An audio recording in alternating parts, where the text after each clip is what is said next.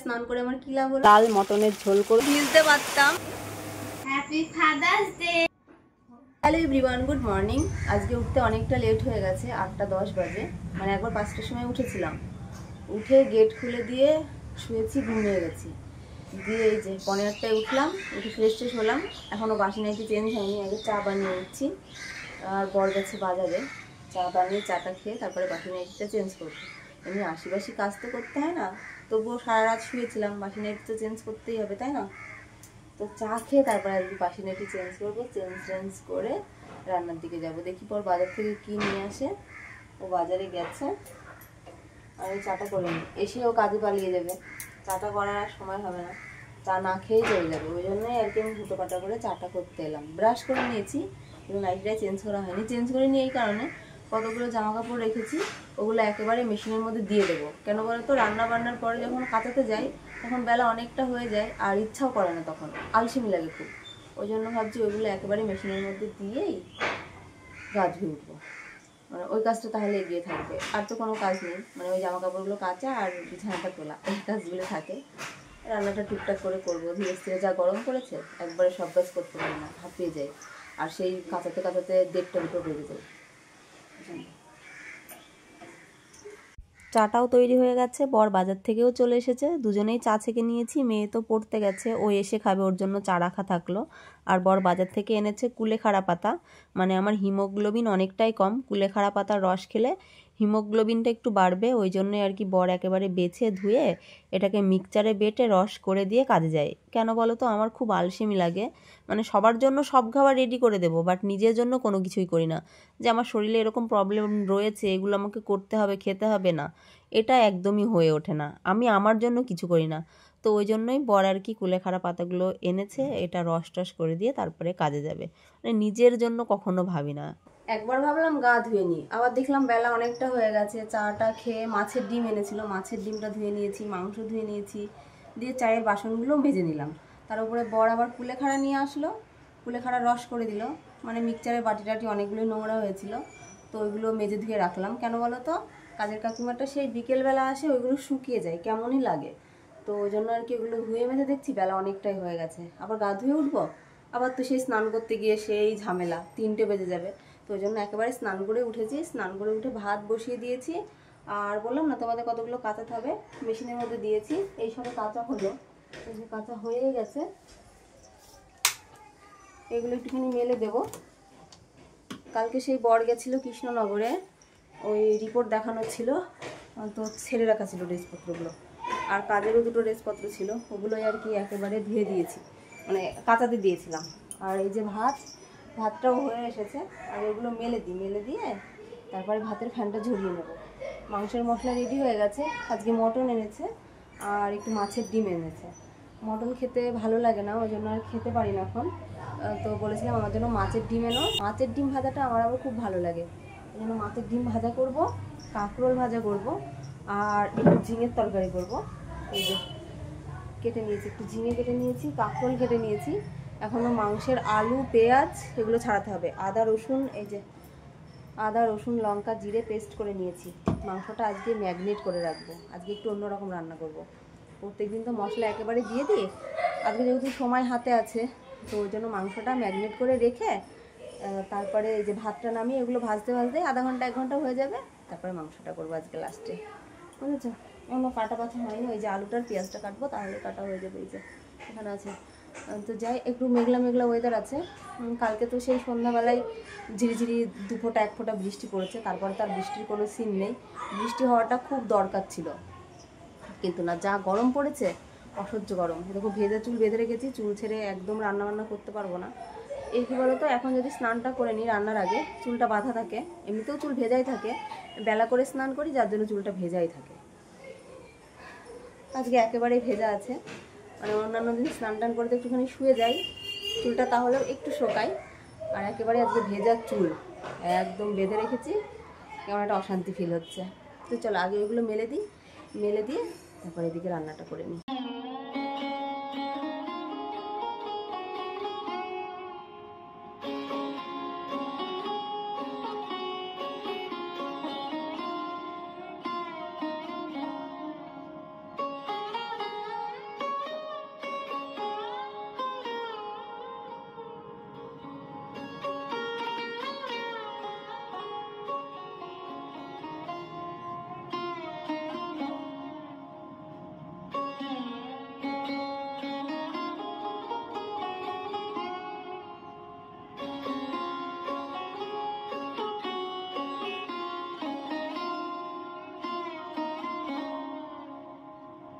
এখন ঘড়িতে কাটায় কাটায় 11টা বেজে গেছে, রান্নাও প্রায় হয়ে গেছে। ভাত তো অনেক আগেই নেমে গেছে। ভাতটা নামিয়ে আমি আগে একটুখানি খেয়েছি। কি খেয়েছি জানো? চিড়ে দিয়ে, মুড়ি দিয়ে, কলা দিয়ে খেয়েছি। খুব খিদে পেয়েছিল। খেয়ে যে রান্না করছি, কাঁকরোল ভেজেছি আর কি বলছে ঝিঙের তরকারি করেছি। মাংসের আলুটা ভেজে নিয়ে মাছের ডিমটা ভাজবো আর মাংসটাকে ম্যারিনেট করে রেখেছি। লাস্টে মাংসটা করবো। আজকে একটু অন্যরকমভাবে মাংস রান্না করব। আধা ঘন্টা হয়ে গেছে, সমস্ত রকম মশলাপাতি দিয়ে মাখিয়ে রেখে দিয়েছি। মাছের ডিম চটপট চটপট করে ফাটে।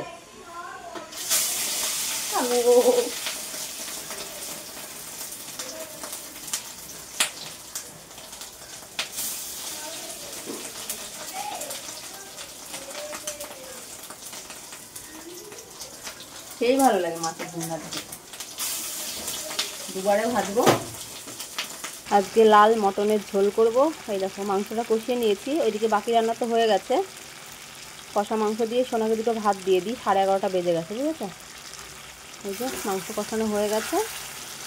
ওকে দুটো ভাত দিয়ে দিও, খেয়ে নিই। আর মাংসটা প্রেশারে দিই। প্রেশারে না দিলে না খাসির মাংস খাওয়া যায় না, এই জন্য প্রেশারে দেবো।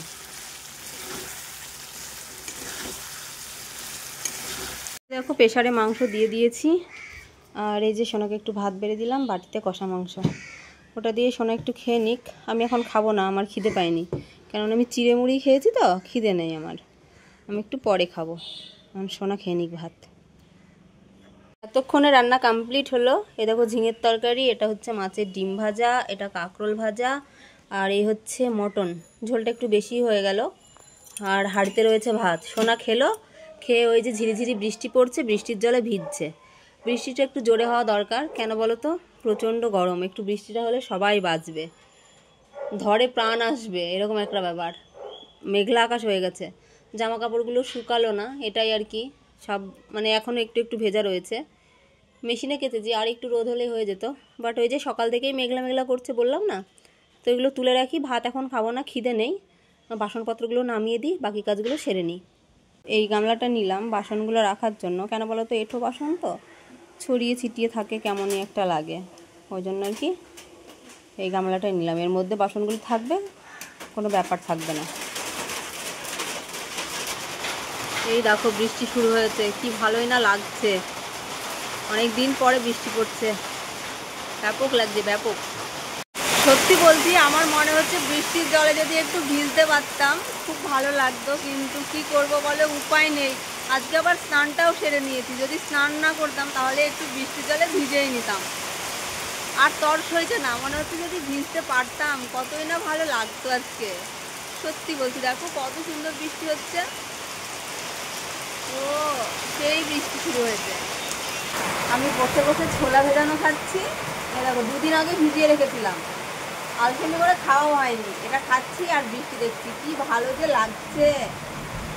আমি ঘরটাগুলো ঝাড় দেবো, গ্যাস মুছবো, বাসনগুলো নামাবো। দেখে নি, যদি স্নান না হতো না আমি একটু ভিজে নিতাম। স্নান হয়ে গেছে যে জ্বর চলে আসবে। বৃষ্টি ছেড়ে যাওয়া মাত্রই বর খেতে চলে এসেছে। বরকে ভাত বেড়ে দিয়েছি আর আমার জন্য দুটো ভাত বেড়ে নিয়েছি। সকাল থেকে এখনও ভাত খাওয়া হয়নি, চিড়ে মুড়ি খেয়েছিলাম। ভাবলাম একেবারে ফ্রেশ ট্রেশ হয়েই ভাত খাবো। দেখছি বর তার আগেই বাড়ি চলে এলো। বরকে যখন ভাত বেড়ে দিলাম, আমিও দুটো এক হাতে খেয়েই নিই, ঔষধ খাবো। আমি ঝিঙের তরকারি নিয়েছি আর কাঁকরোল ভাজা, মাছের ডিম ভাজা। আর বরকে দিয়েছিলাম ঝিঙের তরকারি আর মাংস। মাংসটা এখন আর ভালো লাগে না, ওই জন্য আমি খাই না। বৃষ্টিটা হলো ঠিকই, কিন্তু গরম এখনও কাটেনি। এখনও গরম লাগছে। মেঘলা আকাশ হয়ে আছে, বৃষ্টি আসলেও আসতে পারে। জামা কাপড়গুলো তো আবার বাইরে মেলে দিলাম। সোনা আবার স্নান করলো, ওর ড্রেসপত্র কেচে দিলাম। আমি আবার গাটা ধুয়ে নিলাম। ভালো লাগছিল না। রান্না বান্না করে সমস্ত কাজ করলাম। রান্না বান্না সেরে উঠলাম, তার একটু বাদেই তো মানে বৃষ্টিটা ছাড়লো, দিয়ে বর খেতে আসলো। বরকে দুটো খেতে দিলাম, আমি দুটো খেলাম। খেয়ে থালা বাসনগুলো নামিয়ে গ্যাসটা আগেই মুছে রেখেছিলাম। ঘরগুলো ঝাড় দিলাম, বাইরেটা ঝাড় দিলাম। জল পড়েছে, ওগুলো ঝেঁটিয়ে মানে ঝেড়ে ওইদিকে মানে জলটাকে পাস করে দিলাম। দিয়ে আর ভালো লাগছিল না, ওই জন্য আবার একটুখানি গা ধুয়ে নিলাম। সকালবেলায় স্নান করে আমার কী লাভ হলো? সেই তো আবার গা ধুতেই হলো। এখন আর কোনো কাজ নেই, শুধুমাত্র সোনাকে দুটো খেতে দেওয়া আছে, ও নিজেও তুলে নিতে পারে। ভাত তরকারি এনে রেখেছি ঘরের মধ্যে। এখন একটা 48 বাজে, ওই 2:30-3টের সময় ও খাবে। আজকে ওর নাচের ক্লাস আছে, আজকে হচ্ছে সানডে। তার 1 ঘন্টা আগ দিয়েই ওকে বলবো দুটো ভাত খেয়ে নিতে।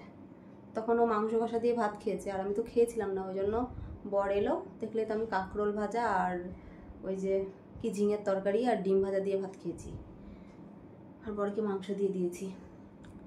এই যে ভেজা চুল সেই বেঁধেছি সকালবেলা, এবারে ছাড়বো চুলগুলো, ছেড়ে ভিডিও এডিট বাকি আছে, এডিটটা করবো শুয়ে শুয়ে, বুঝেছো? এসি অন করেছি, একটু গরম লাগছে। চলো আবার পরে দেখা হচ্ছে। দেখি ভিডিওটা এডিট করতে পারি কি। কখন যে বৃষ্টি নেমে আসবে তার তো কোনো ঠিক ঠিকানা নেই। অনেকগুলো জামা কাপড় বাইরে রাখা, মেলে দিলাম। মানে আকাশটা পরিষ্কার হয়ে গেছে, তবে মানে অন্ধকার অন্ধকার ভাব। ওইটুকু ভাতে পেট ভরে? আর একটু নিয়ে নে। কেন?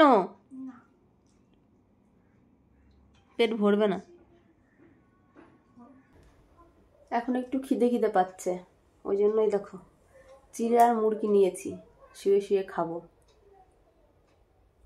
3:10 বাজে এখন। ভাত খেতে একদম ইচ্ছা করছে না, ভাত খাবো না। আবার সে রাতের বেলা ভাত খাবো। এখন এটা খেয়েই থাকবো, এটা খেয়ে একটু জল খাবো, তাহলেই পেট ভরে যাবে। আর এটা খেতে বেশ ভালোও লাগে।